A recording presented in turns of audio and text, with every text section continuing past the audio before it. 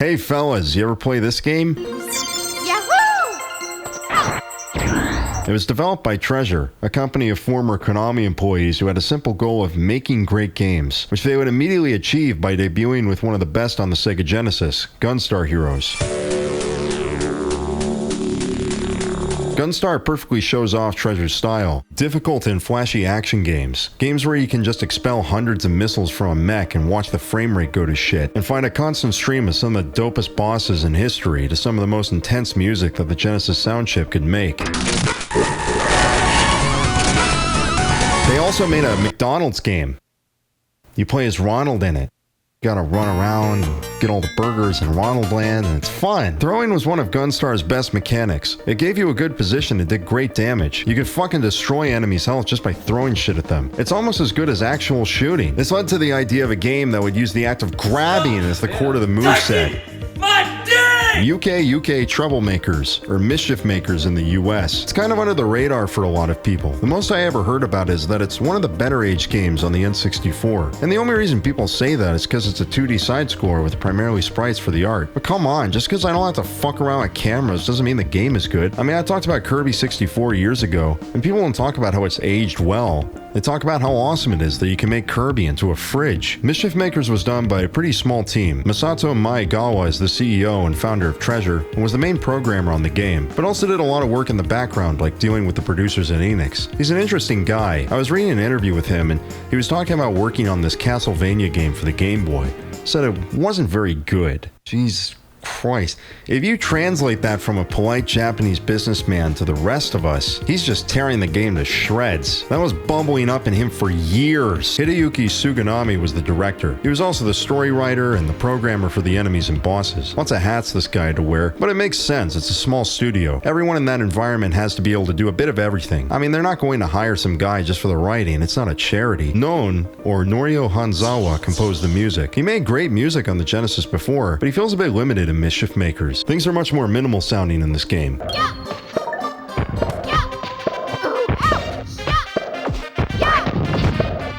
Maegawa has brought up that the N64 was the toughest system for Treasure to develop on, even more than the Saturn, which is really saying something. So I imagine that struggle probably translated to the musical side of things as well. But there's still some great tracks here and there that have a great energy to them.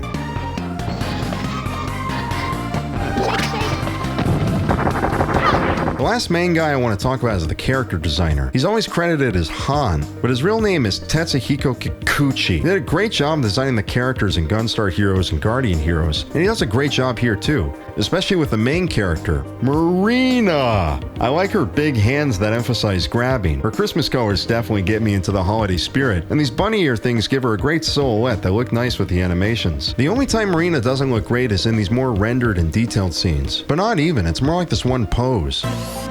Boy, am I glad to see you, Marina! Are you? She looks so fucked. In game, she looks fine. I think her face is really cute in the portraits, but what is this? Who made this? Did Han make this? He normally draws Marina just fine. She looks great on the box. Did he call in sick this day? The rest of the gang just tried to wing it? He calls in the end of the day, hey guys, how does it look? This is the first thing that greets you when you turn on the game. It's off-putting. It's like one of those how to draw manga books you get when you're 12. Hi, I'm Bill Conley with a fun way to draw chibis or chibis, depending on which part of the country you come from. The game starts off wanting my name and sex and age. I don't know, the age feels a bit personal. Is Marina gonna start asking me trivia questions?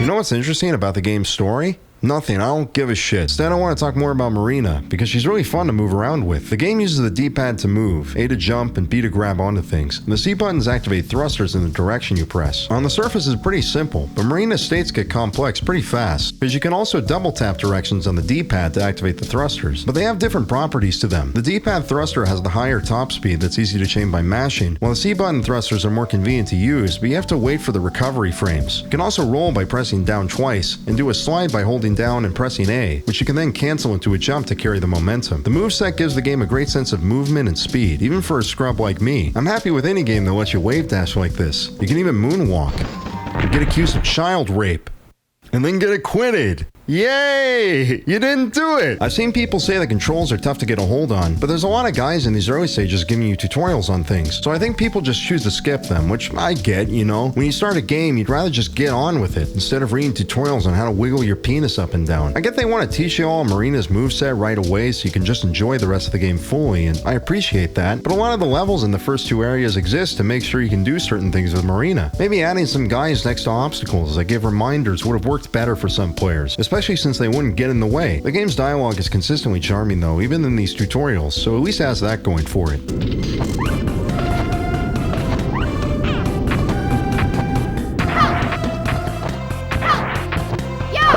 This mission where you have to help get the lady's kids under control actually has a great job at helping you get more familiar with the way Marina moves around. It was actually when chasing the eldest kid at the end of this circular path down these long hallways that I intuitively figured out that you can move faster by rapidly pressing forward, almost like actual running. Oh no, oh fuck! Even after helping her, she still has to put up this weird passive-aggressive front. Oh, I wonder when my husband is gone. Why isn't he back yet? He's not back yet because you're an ugly piece of shit to dump loads in. This is the game's way of letting you know that there's something extra to do in the stages aside from just finding the exit. You have to solve a puzzle and be decently competent in moving around to find the husband. For your effort, you get a gold gem.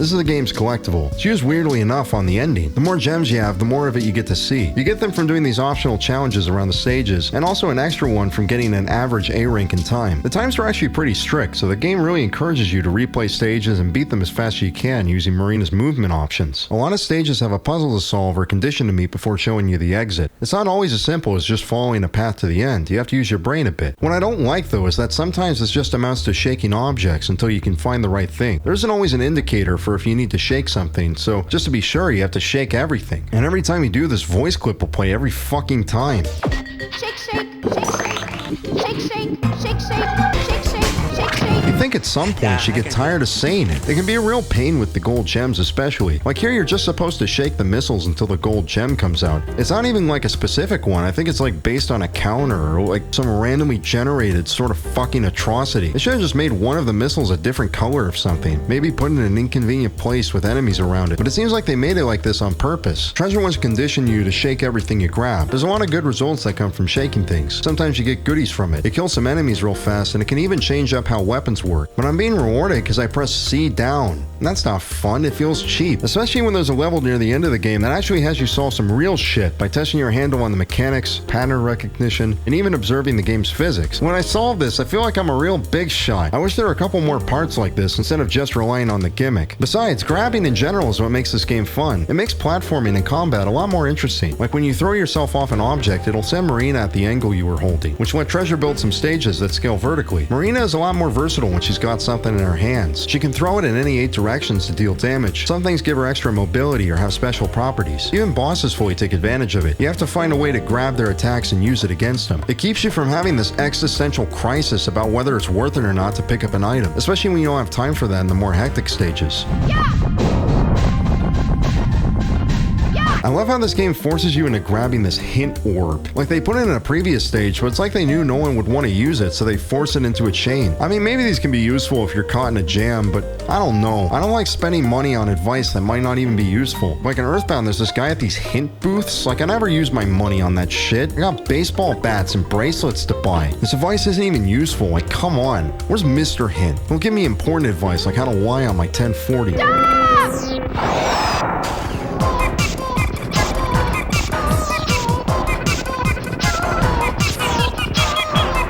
Mini bosses are cool in this game because you can usually brute force your way through, but there's always some other option that lets you deal extra damage, like hitting them with the girl we're trying to save. God damn. Jesus. Fuck.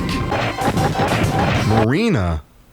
More like Katrina. These guys are called Clancers, and they're strangely used as both friendly NPCs and enemy characters under the influence of the antagonist. It can get a bit confusing at first. You're never really sure who's an Eazy-E and who's a Dr. Dre. So I'm pretty sure Marina is causing some collateral damage here. But one guy we know for sure is cool is Terran. He's got Blockman blood, and I really like his hat. But some people seem to get hung up on this bit of dialogue he says.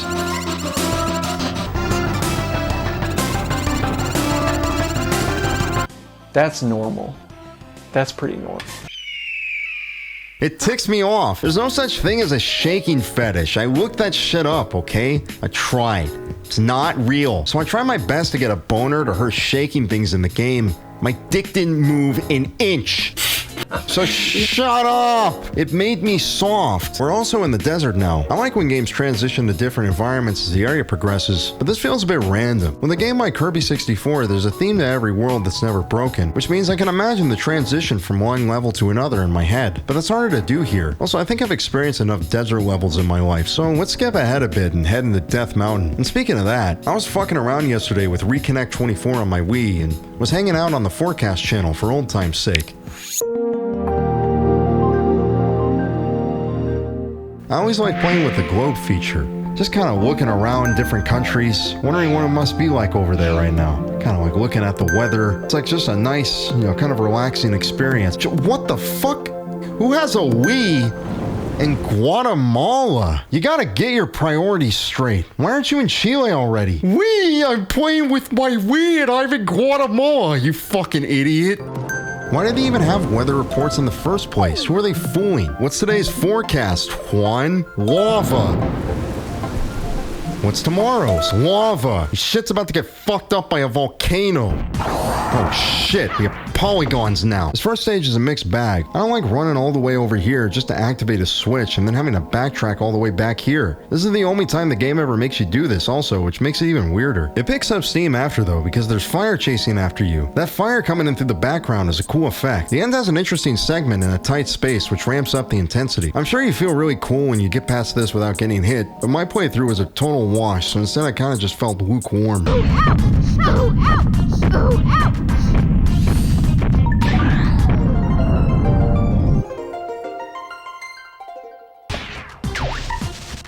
Oh, it's Mrs. Hint when you need her. The stage is built vertically and it kicks ass. But what I love about it is the gold gem. You have to drop the bomb in the right way so you can move ahead of the exploding platforms. But it's not just a simple race. You have to let it get ahead occasionally to squeeze into openings. And at the highest point, you have to keep yourself in the air with the thrusters while waiting for the platform to come down. And to top it all off, after getting the gem, you get to just free fall down to the exit.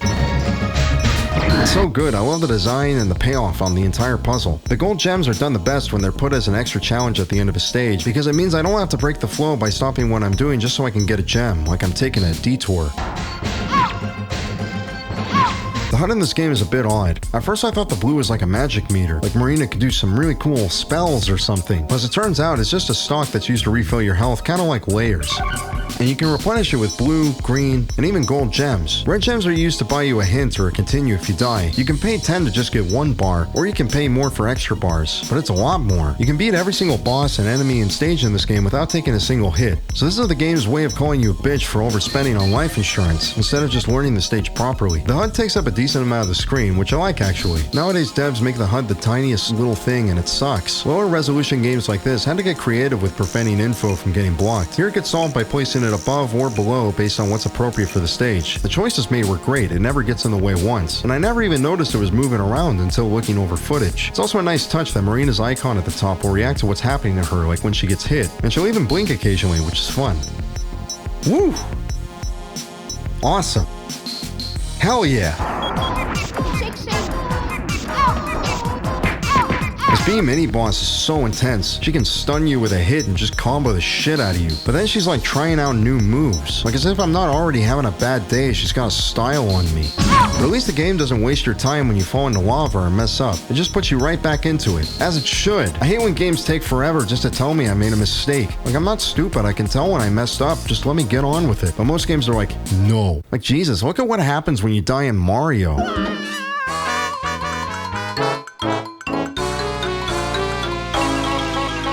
One thing that instantly kills the momentum are these stages where you have no control over the pacing. You kinda just need to wait all the time. There's a couple of them throughout the game, even a couple auto-scrollers. I'm not even a speedrunning guy, but these things are just a drag in any game they're in. And the game wants me to get through stages quickly, but how am I supposed to do that with these ones? It's for the birds. These stages are put right next to these high velocity ones where I have to bust ass or I'm like free falling with Wile E. Coyote noises. It's a bit of a shock. Thankfully they put a spring in this stage just for me that skips everything.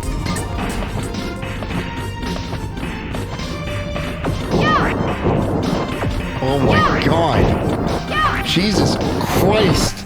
Get the fuck off of my boat! It's sinking! Quit jumping on it! There's lava, assholes! This is like how people were training each other when the Titanic was sinking. This first boss is Megan Sr. and Jr., and it's a great technical effort. Treasure found out they could use 3D space to layer sprites on the Z-axis and animate it appropriately to give depth. It's a really cool technique, and became a great way of limiting polygon use on more limiting hardware like the DS. But the boss isn't just for show, it's insanely fun and escalates beautifully. There's a cool dynamic of trying to juggle dealing with Junior's more direct attacks and Senior's magic, and I love that you have to grab Junior's punch and use it against them. It's like you're taking advantage of their rashness, and the sound effects just make the hits feel even meatier. After beating Senior, it becomes a one-on-one with the monster where he'll fake you out and just try to clobber the shit out of you. Christ, I'm just a chick. Well, at least now that that's done, we got our professor back. Boy, am I glad to see you, Marina. Shouldn't this guy be in Dragon Ball? You know, a lot of anime has these gags where like guy gropes some chick and he gets hit with a paper fan and gets a big bump on his head. Whenever I do that, I just get arrested. Now we're introduced to this guy called Leo. I think he runs the Clancer planet, and he sends these guys called the Beast Sector after us, which leads to the professor getting kidnapped again. Sounds good to me, as long as I get to keep having fun. Area 3 is so cool. I love that sunset. Yeah, this is nice.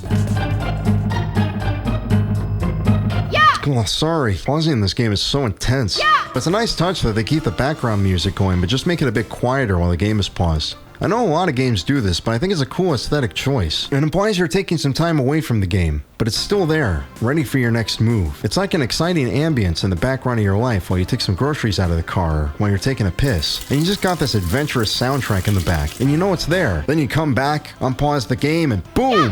Loud again. You're right back in it. Many levels here have a large focus on these pots. You put some shit in a pot and mix it together to create new things. It can detract a bit from the action to stop and mix things in the pot, but it's a fun novelty and doesn't overstay its welcome at all. The best use of it is definitely this bit where you can make this giant guy and ride on him. At this point in the game, they start mixing things up a bit by having some things change your movement when you grab them, like the spring or the tricycle. It reminds me a bit of Quinoa, which came out at a very similar time. They don't do much with them, but it keeps the game feeling fresh. Some of these must have taken a bit of effort also, like this random stage where you have to direct a missile and keep it from hitting walls. It's tedious to mess up, but the idea of using your position on the missile to direct it is really cool.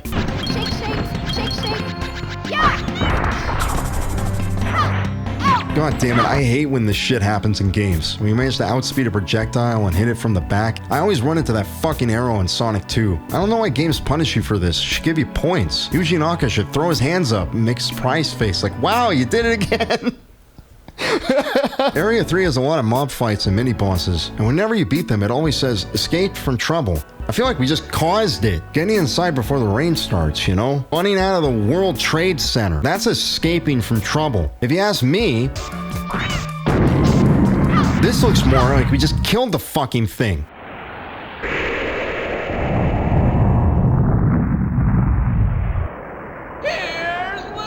Lunar is awesome for the sole reason that he can catch his bullets. Like every game should let me do that. He's all about bombs and shooting you. Definitely a step above what we fought before. Previously, it's been a lot of bullshit. Bees and dogs and worms. But Lunar's like a real character. He's got a name, he has a unique way of fighting you. He's the first mini-boss where you can't just brute force your way through either. You have to figure out how to use his own attacks against him. It makes him seem like a competent guy who can actually think and defend himself. It's a real fight, instead of a one-sided beatdown where Marina looks like a psycho. The only thing I don't like is the massive amount of snow in my massive anime eyes. I can't see shit, but thankfully it clears up right after, and thank God, because the sports festival's about to start. This is where Area 3 ends up transitioning into, and it's a fun diversion, but I don't get it. I understand sports festivals are a big deal in Japan because everyone has to participate in school, but why do they put it in everything? You don't see Western devs having gym class sections in their games, where in between ducking behind cover and walking to the next waypoint, you have to stop Chad from slapping your ass as he runs by. A lot of the minigames here test your moveset, which makes sense, but one activity feels out of place. The math one. Like even in the triathlon, I gotta solve integrals? This is the most Japanese shit I've ever seen. Do they ever get a break? Like, oh, Nakamura, you wanna join the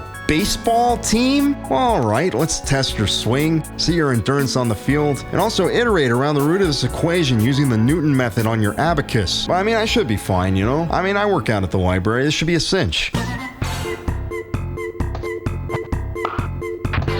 Yeah, dumb fucking idiot. Head made of clay. Yeah, that's how old you are. Mentally. Oh, fuck. Damn it.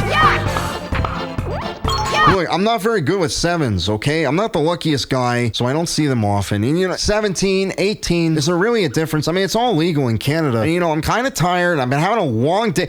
Pops, just go back to eating your food. These events definitely aren't all that hard. The obstacle course is so easy, it makes me think they made these as a joke. But I have trouble with the meter dashes. I mean, they're not hard to beat, but... God...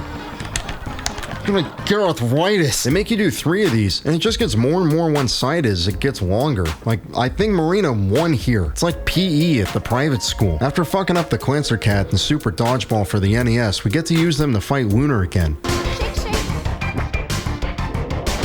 This fight is perfect. Getting to ride on missiles is just too cool. There's so many attacks to learn, and 4 phases with different gameplay. Like at first it's nothing crazy, you're just fighting him from the back, but then you have to do a one-on-one with him and bait out moves to punish. And the end is so much fun with you getting to grab a gun and just wail on him. But this boss also makes me realize how much I wish I could quickly restart stages. The game has an emphasis on speedrunning levels and avoiding damage on bosses, and I'm bound to make a lot of mistakes when trying to achieve that. But my only option after making a mistake is to exit the stage and re-enter it. And there's 2 transitions between that and an extra input. I wish I could just bypass all of it and immediately restart the stage with the cutscene already skipped. It could be worse though, at least the game is on a cartridge, so it loads the stage quickly. This was on the Saturn, it'd be a nightmare. Isn't it kind of weird that Kobe Bryant died? Like he was in a helicopter with his daughter and 6 people died. But mostly Kobe Bryant. Every area focuses on a couple of things. Areas 1 and 2 are generally about platforming and getting you used to Marina's moveset. Area 3 puts a lot of emphasis on mixing things in the pot and puzzle solving. And Area 4 is about not knowing where the fuck to go and everything taking forever. The game really tricks you at first because you gotta like outrun a boulder and fight a frog, and you know, they're pretty fast little guys. But then the lady we helped earlier in the game shows up again. And that stage was cool because it tested our movement abilities and every kid had a unique little challenge to overcome. But now we just fight some enemies. You like fighting this one? Well, good, because you have to do it 2 more times. But it's not enough to be fighting the same couple enemies. I gotta get lost while finding them. You gotta ride up these things if you want to go up too. I mean, the idea of going up an elevator and causing havoc is the coolest shit, but this isn't how you do it. So after all this, you're like, holy shit, can they pick up the pace a bit? No, because now for story purposes, you have to play as Terran. Look, I appreciate that they want to give some variety by having you play some levels as him, but come on, all he does is punch. That's not fun. Let me play as Marina again. Oh man, the heat is too hot on the player after that scorching level. We have to cool things down a bit. People must be getting tired of playing as the grabbing robot in the grabbing video game. It's not happening. That's not even the issue. I just want some fun levels to play. Even as boss, it's like something's not right. Like, I'm not doing anything crazy, speedrunning strats or some shit. I just thought, well, you know, kicking's a good option. I guess I'll try that. But they want to, like, congratulate me by having her blow up all over the screen. Don't patronize me. Even they weren't super confident in this area because they filled it with their worst mini-bosses. Like, this mole is the worst one in the game. Especially if you want the yellow gem, you gotta jump on him over and over. It's completely random as to if he'll spit it up also. It can take dozens of tries. It's horrific. Almost as horrific as the ghost hunting stage. Ooh, because it's Ghost, get it? Now don't get me wrong, I like the idea of being on the Discovery Channel, but this stage just doesn't do it for me. You have to constantly backtrack and get bombs to blow up everything for Ghost to pop out. It's just not fun for the most part. The only stage that really gets the maze elements working well is the last one, where you have to teleport around and use hints from Clancers to get out of the loops to advance. I actually had to think for these, so it was actually satisfying to solve them. Overall though, it's just a letdown of an area. But hey, you know, Lunar was an awesome boss fight, so I'm sure Taurus won't disappoint. In fact, in the earlier mini-boss, he was actually okay. Throwing him at the wall was fun. He's kind of a grappler, you know, he's got things going for him. And I'm sure this will be even better. You can make up for all of this. It's Taurus time! Yeah, that's right. It's Taurus time.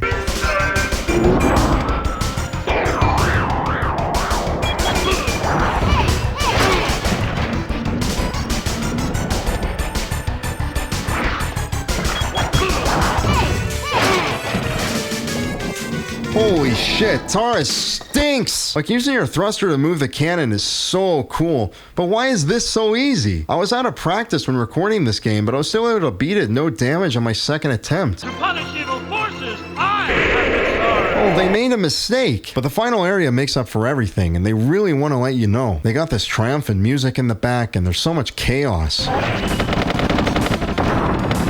Sometimes this game just goes balls deep and throws you into Vietnam war zones. You just gotta go in there, titties hanging. So much shit just gets thrown at you and you're just kicking and splashing and trying to survive through all the explosions and bad guys. Makes me happy that Treasure doesn't just have enemies hurt you because they exist. Be a clusterfuck. This area has 4 stages and 4 fucking bosses. This is definitely the climax. They went all out. Only one of them is a mini boss, and it's like the best one in the game. You gotta fight the last member of the Beast Sector, Mirko. What makes him so cool is dealing with his weapons. You gotta grab him at the right time to steal his sword and shield. That's not the noise he makes when he gets hit. What? Oh! Got a parking ticket. Oh! Burn my tongue on a hot pocket. His second fight with the mech is even better. You're in a free fall and have to manage getting his weapons again while also avoiding the drill. In the second phase, finding openings to grab the head and hitting Mirko with it like a rubber band is so satisfying. They even throw in some bullet hell stuff. It's such a creative fight. It even ends with having to grab a missile from the background as it comes towards you, which doesn't happen anywhere else in the game. Leo himself is a simple fight, but the visual effects are great, and I like the idea of shaking the bad words and turning them good. But they knew they couldn't end it with that. I mean, that's just too tame. The last boss has to be this giant combined mech with does all this crazy shit in the background, and it's like 20 times your size. This area is just such a ride. Can't believe Kobe Bryant is still dead. But there's one thing that bugs me about this area. The stages. Half of them just involve riding some animal and dodging things. And the other 2 are just straight lines with evil henchmen and big brain blast cum puzzles. The reason it bums me out is because at this point in the game, I have a really good grasp on how Marina feels and controls. But these just feel like a waste of that mastery. I don't blame Treasure for leaning on their strengths for this last area. They excel at action gameplay. But even the puzzles here get a better send-off. In fact, as the game goes on, platforming gets less and less prevalent in the stage design. It actually reaches its peak all the way back in the second area. If we go back there's all these hazardous things like lava pits. You know, fire is shooting out. You gotta grab onto things at the right time and quickly outrun the platforms collapsing. In the 5th area, there's not a single pit. Not a single thought-out jump needs to be made. There ain't a pebble in the road blocking my way. The stages have the opportunity to really push me as a player, but just don't for whatever reason. I brought up Klonoa earlier, but those games all have at least one extra stage where they mix all the mechanics together to create some really difficult puzzle platforming stages. The stage design gets pushed to its limit. They test your understanding of not just how Klonoa works, but even the physics of these enemies. They're some of the most fun levels in any game I've ever played. And Mischief Makers is capable of doing a lot more with its character. Klonoa just has his ring. Marina's got like rocket thrusters and can wave dash. They just could have explored this stuff more, because while this last area is great, I can't help but feel like it's a retreat into a comfort zone. It'd be like if in Mario he just oh wait.